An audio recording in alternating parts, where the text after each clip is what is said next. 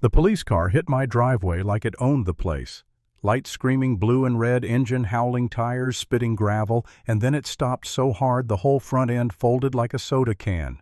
Glass burst, metal shrieked, and for one frozen second I just stood there watching the officer stumble out bleeding and furious, pointing at me like I'd pulled the trigger myself. And that's when the real sheriff stepped onto my property, looked at the fake badge on that man's chest, and said the words that changed everything. "Frank, this isn't a cop.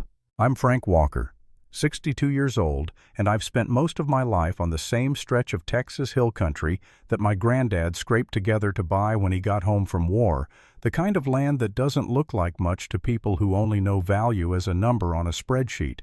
But to me, it's fence posts I hammered in with my own hands. It's a water trough I fixed at midnight in a thunderstorm.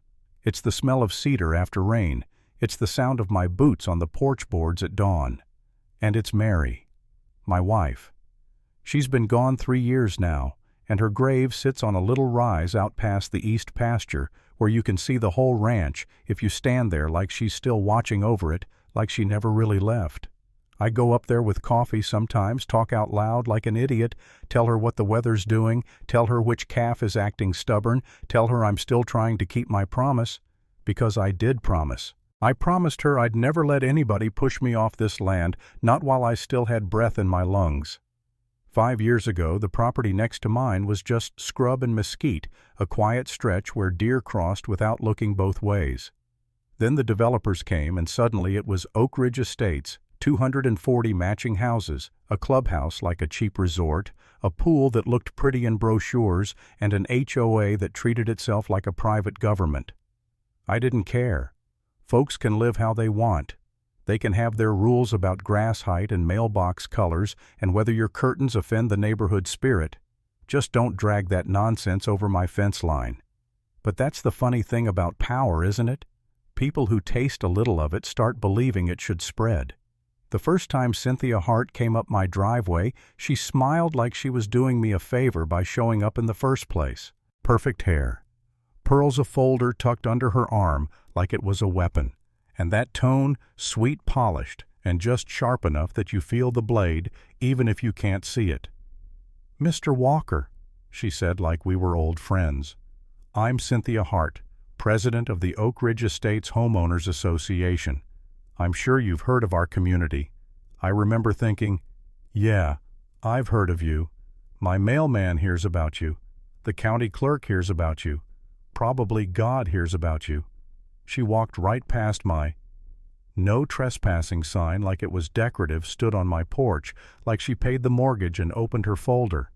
"We're planning phase 2, she said, tapping the papers.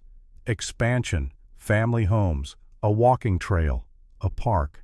It would be wonderful for the area. And your land, it's the missing piece." The first offer was insulting, the kind of number you throw at somebody you think is desperate or dumb. I didn't even blink. "Not interested," I told her. "This ranch isn't for sale."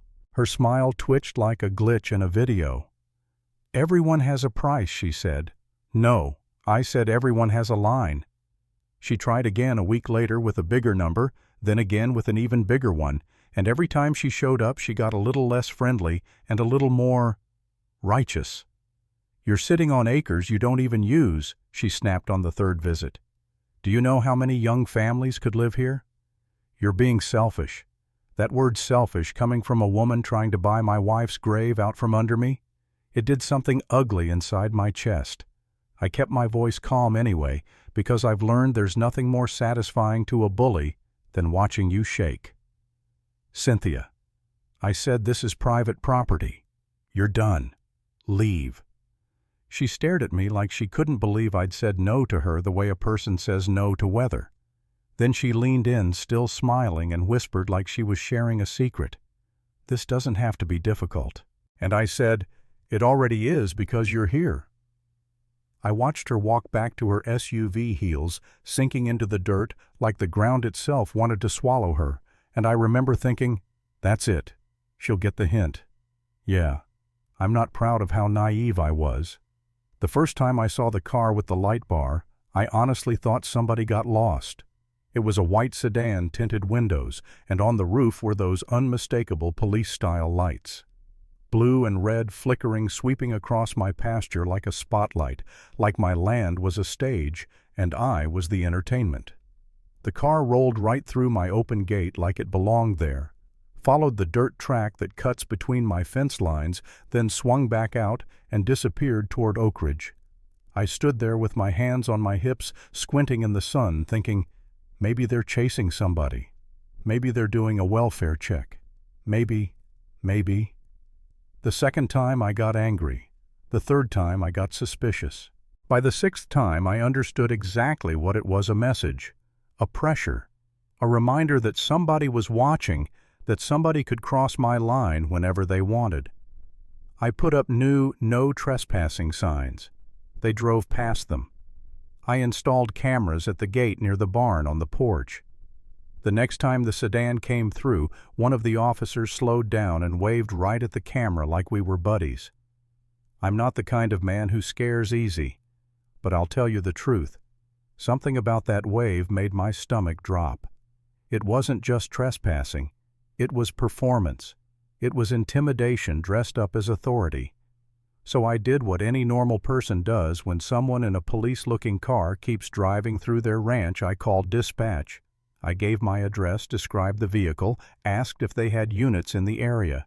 There was a pause, then the woman said, "Sir, we don't have anyone out there." I remember standing in my kitchen, staring at the wall phone pressed to my ear, hearing my own breathing. "Are you sure?" I asked.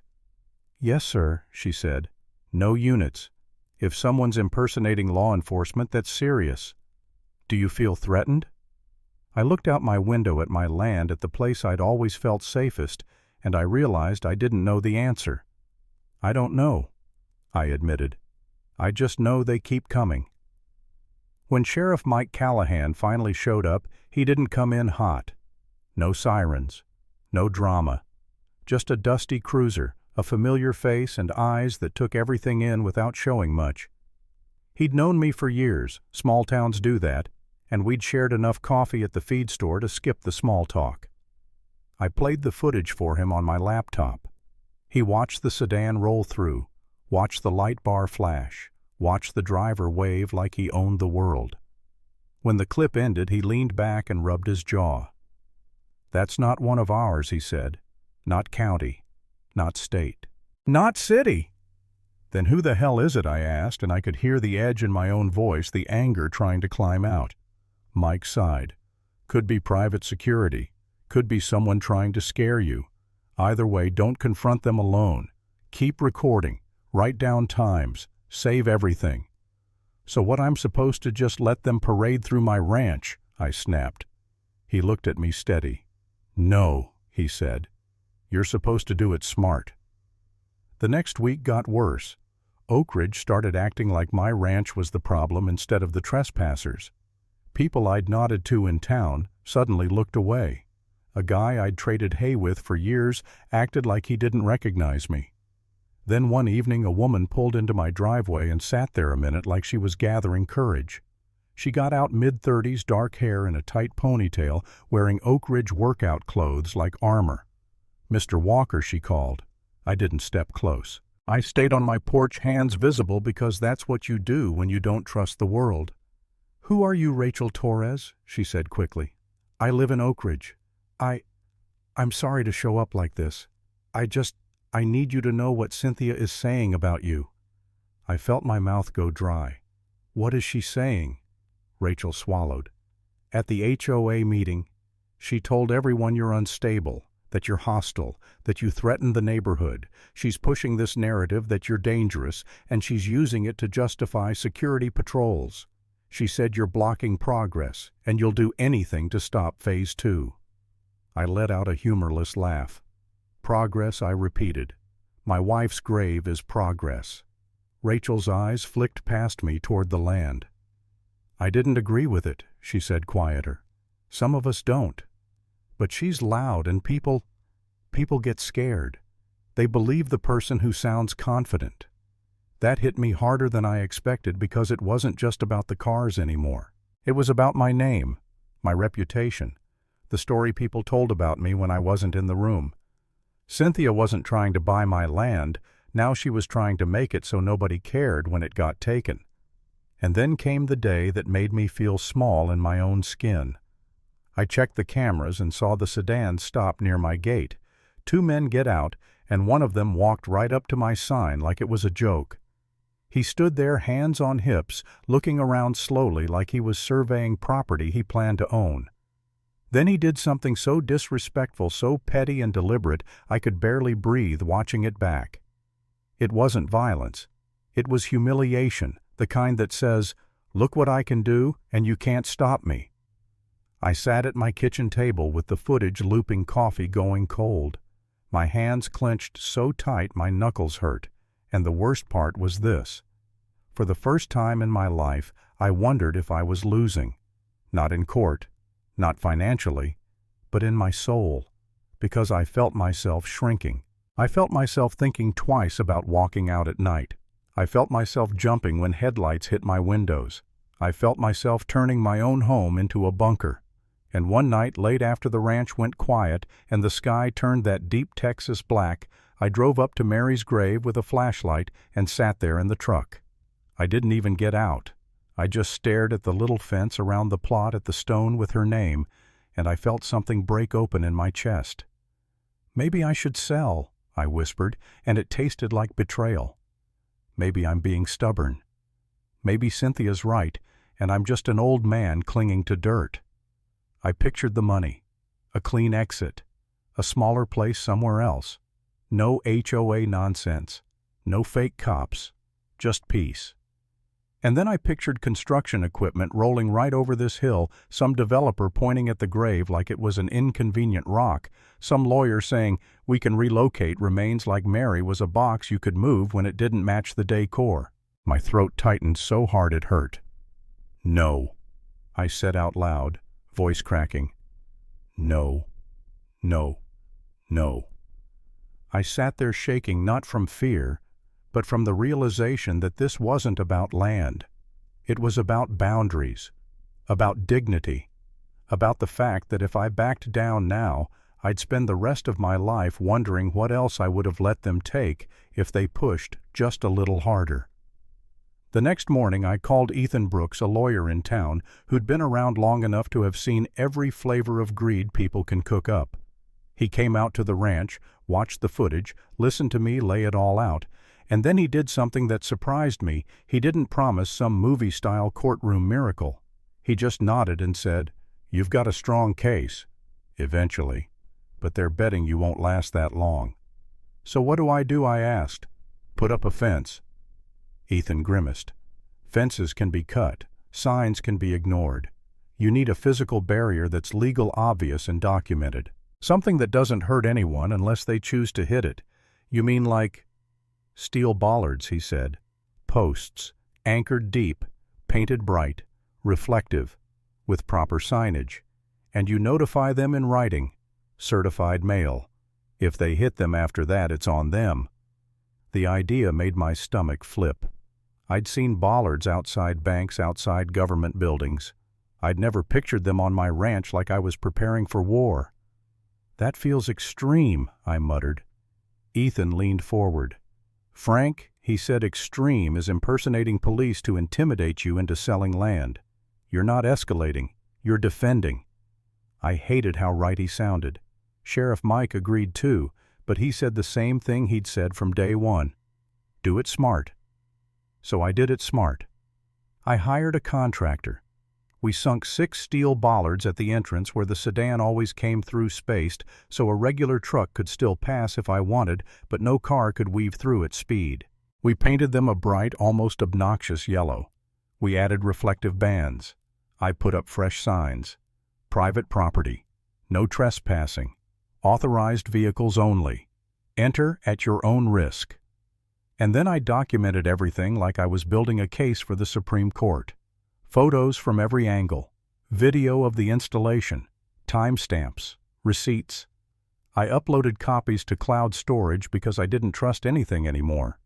And then the part that made my hands sweat, I wrote a letter to Cynthia Hart. Not an angry one, not a rant, just clear calm and deadly in its simplicity. Oak Ridge Estates and its agents have been trespassing on my property. Effective immediately, the entrance route through my ranch is blocked by permanent steel barriers. You are hereby notified that any unauthorized entry will be treated as trespass and will be prosecuted. I sent it certified return receipt requested.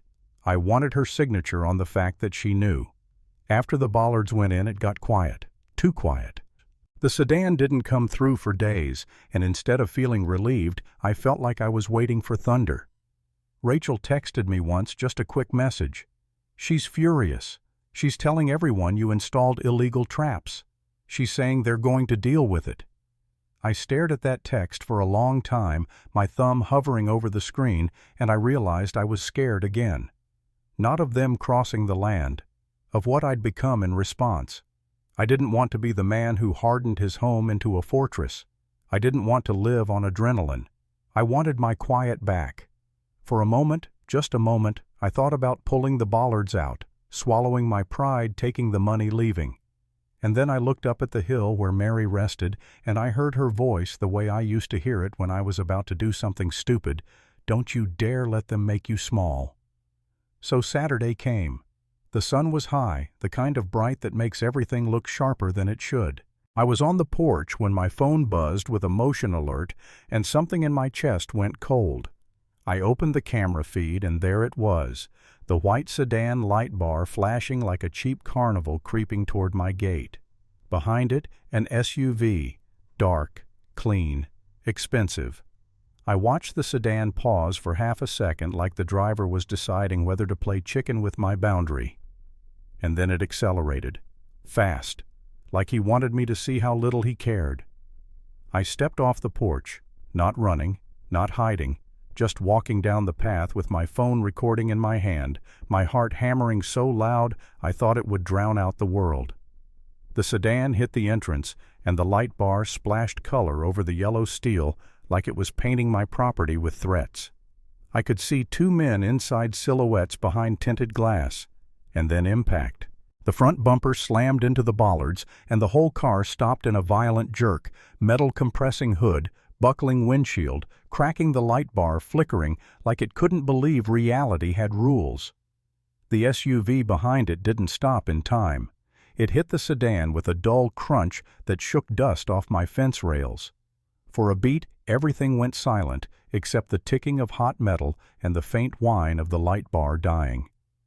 Then the driver's door burst open, and a man stumbled out swearing, clutching his face, blood on his cheek. He wore a dark uniform that tried too hard to look official. A badge, a utility belt, the whole costume. He looked up and locked onto me like I was the enemy. "You psycho!" he yelled. "You set a trap. You tried to kill us." I didn't move. My hands were shaking, but my voice came out steady, almost calm in that scary way. Calm people get when they're done being pushed. "There are signs," I said. "There's a barrier you can see from the road. And your boss got a certified letter. You chose to hit it." The second guy crawled out limping, cussing, and then the SUV door opened and Cynthia Hart stepped out like she was arriving at a fundraiser. Even then, even after the crash, she had the nerve to adjust her sunglasses before looking at me. Her eyes flicked to the crumpled sedan, then to the Bollards, then to my phone recording. And right there in that split second, I saw it: panic. Not concern for her officers, not shock at the consequences. Panic that she'd lost control of the narrative. "Frank Walker," she snapped, voice sharp enough to cut wire. "This is outrageous. You can't install deadly obstacles like this. You're going to be held responsible. These men are law enforcement." "No."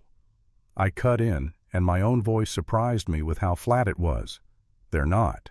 Cynthia's eyes widened a fraction, and she recovered fast, turning on that Karen tone that drips with authority like she's reading from a script she wrote herself. "We have every right to ensure the safety of our community," she said loudly, like she wanted an audience. "Your behavior has been unpredictable, and we—" I laughed. I couldn't help it. It came out like a bark.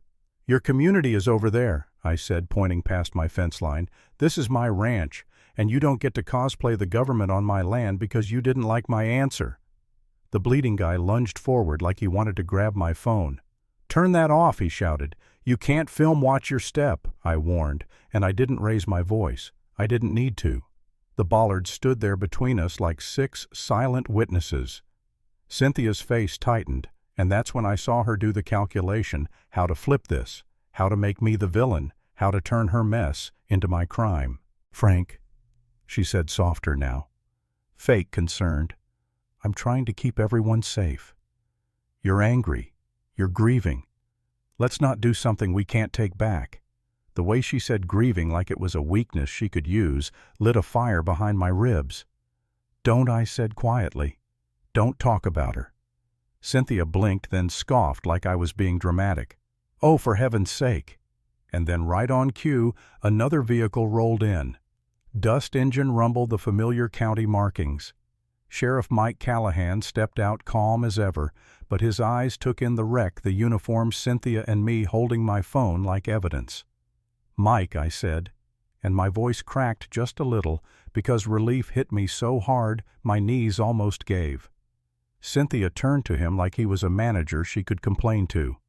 "Sheriff," she said immediately, "this man has installed hazardous barriers." "Our officers were." Mike held up a hand. "Ma'am," he said, "who are these officers?" The bleeding man puffed up, trying to look official, even with his face smeared red. "Private security," he snapped. "Oak Ridge Security Services." "We have authority." "Authority," Mike repeated, stepping closer. He looked at the badge. He looked at the light bar. He looked at the sedan's fake decals. Then he looked the guy dead in the eye. "Give me your credentials," he said. The guy hesitated, and in that hesitation the whole lie started to crumble. Cynthia's posture stiffened. "This is ridiculous," she hissed. "They're trained personnel," "Ma'am," Mike said again, firmer. "Step back." He turned to the guy. "That badge isn't county. That light bar isn't legal without proper markings and permits. And trespassing on private property while impersonating law enforcement is a felony in this state." The man's face went pale under the blood. "We're not impersonating," he protested too fast. "We're just what Mike asked. Just trying to scare an old rancher into selling his land." Cynthia's head snapped toward Mike. "Sheriff Callahan," she said sharply, "I will not be spoken to like this." "The HOA." Mike cut her off with one sentence, and I swear I felt the air change. "This isn't HOA business," he said. "This is criminal." He asked me for the letter I sent, and I pulled up the receipt on my phone, then the video of the installation, then the footage of them driving through my property over and over. I watched Cynthia's face shift as she realized there was no way to talk her way out of timestamps. The two men tried to backpedal, tried to claim they were checking on complaints, tried to paint me as a threat, but Mike wasn't buying a word of it. He radioed for an ambulance because, yes, they were hurt, and I'm not a monster. I didn't want anyone to die. I wanted them to stop. But while the paramedics worked, Mike clicked handcuffs onto their wrists like punctuation. Cynthia stepped forward again, voice rising desperate now. "You can't do this," she snapped. "You don't understand. This man is—" Mike looked at her slow. "I understand enough," he said. "I understand you sent people onto private property. I understand they used police-style equipment. I understand there's a paper trail. And I understand Mr. Walker warned you in writing." Cynthia's mouth opened, and for the first time no sound came out. No lecture. No moral speech about community. Just the stunned silence of someone realizing her power doesn't work on everyone. The last thing I saw before they put her in the back of a cruiser to take a statement was her staring at my bollards like they were the real enemy, like 6 yellow posts had just done what no one else had done, told her no in a language she couldn't twist. Later I learned the HOA board moved fast once the investigation started. It's funny how quickly people rediscover ethics when handcuffs enter the conversation. Cynthia was removed from her position, barred from HOA leadership, and Oak Ridge Security Services got buried under charges and lawsuits they'd earned one trespass at a time. I didn't stand on my porch and cheer. I didn't throw a party. I didn't even feel victorious the way I thought I would. I just went up the hill as the sun dropped low, stood by Mary's grave, and let the wind move through the grass while my chest finally unclenched. I whispered, I kept it, and for the first time in months, I believed myself. Lesson: your boundaries only matter when you're willing to defend them.